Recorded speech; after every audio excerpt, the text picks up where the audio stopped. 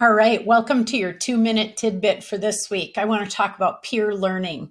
So last week we talked about mentoring. This week we got to talk about peer learning. You know why? Everybody needs a peer group. In the scope of things, there are things you need to learn. There's learning for you and your leadership team. That's something like EOS, where we do it collectively. You need things like coaching, which is really more you as a leader individually getting what you need to perform and improve. Then there's peer learning, where you have a bunch of other, say, CEOs or operations managers or financiers or marketing people around you to bounce things off of, who understand your world, but don't necessarily do it the way that you do.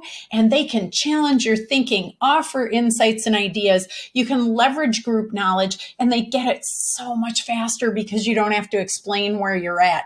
If you haven't considered this yet, please do so. The fourth quadrant that's left is where your group, you and your team need learning. And that's more in the team building, sort of team capacity kind of learning. And that's something you should be doing on a quarterly basis as well. Much harder to do during these times, but it can be done, and it can be done with fun. Peer learning, leveraging the knowledge of those people around you, is not like reading a case study.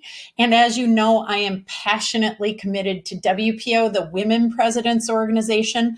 But because I've spoken for nearly all the peer learning kinds of organizations, at least in that I'm aware of, I know the power that can happen when you have a bunch of people who will not tolerate your bullshit and aren't willing, I almost didn't say that, bullshit, and aren't willing to let you suffer, be in pain, make mistakes, and or might have the solutions, the opportunities, the ideas when things get tough. Don't go it alone. It's a support group on steroids. Consider peer learning and up your game every day, every way. That's how I know to be intentionally great.